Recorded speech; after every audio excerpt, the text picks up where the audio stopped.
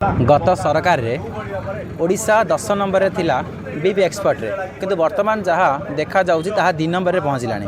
किंतु प्रश्न उठुची जे गोचालना करुची किए, गोमाता मानकु बिक्री करुची किए।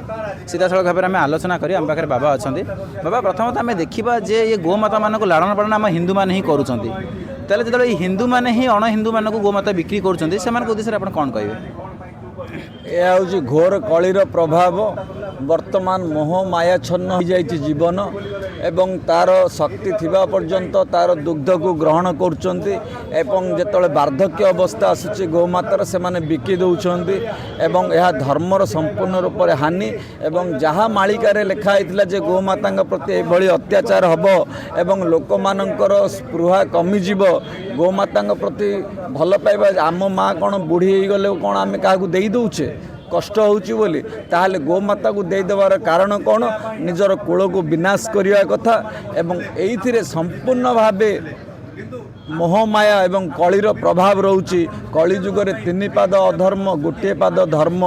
तेणुक ए उपर मु किछि कहवाई चाहूनी जे से लोक मानू जो टंकार से मायार अच्छा जी मायाग्रस्त एक निशार अच्छा कौन कहवा आम बाड़ा जदि फसल खाइब सेमती यदि हिंदू मैंने ही गोमाता मानक बिक्री करेंगे ताले अण हिंदू मैंने तो किणवे पैसा लोग ना ना अण हिंदू मैंने किणवे ताकू बीप करी बाहर को पठेबे। जेतिकी गोमाता मांस भारत भितर खाऊना तार 25 गुण बाहर को पठा जाउछि।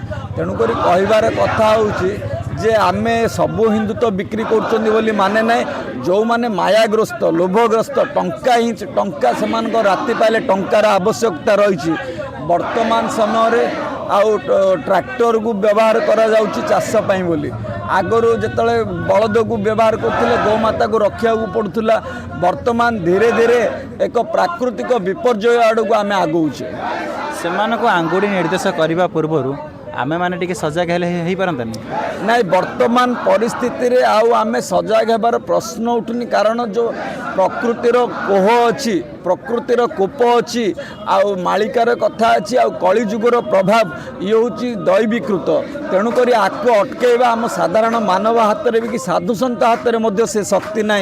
केवल ताकू प्रायोगिक भाव में सरकार जदि गो सुरक्षा बिल आणवे ताहले ऑटोमेटिक से किनी परिबेनी कि बिक्री करि परिबेनी। गो चलाण को रोक लगा जाई परिबो जहा द्वारा कि प्रत्यक्ष बा परोक्ष भाव में गोमातार सुरक्षा हो पारिबो। गाँ गंडारे देखा जाउछि जे गोमाता मानक लगाम छाड़ा कर दउछंती आ सेई माने ही फसल को हानि पहुंचाउछंती। किंतु सरकार मध्ये प्रतिश्रुति दउछंती जे गोशाला करिया पई किंतु ए पर्यंत गोशाला गोटिए मध्ये देखा जायनी। ए विषय रे कोन कहबे? जेहेतु गोमातार भोट रहुनी तेणु करी बोली बहुत हेला होउछि एवं वर्तमान गोमाता शत्रु अंतरराष्ट्रीय शत्रु अच्छा एवं से माने चाहूँगी जे जेते पर्यंत गोमाता को खाली कराइनि भारत वर्षरु सेते पर्यंत तांकर आध्यात्मिक शक्ति नष्ट होइनि एवं तप आउ तोपर होइब समर बोली मालिकार लिखाई। सेही कथा को से माने चाहूँगी जितेबाला आसंता समय युद्ध हम ताले गोमाता बिना आमर शक्तिहीन हम एवं निराश परास्त होगा ही आम पाई बोली केवल बंचिब।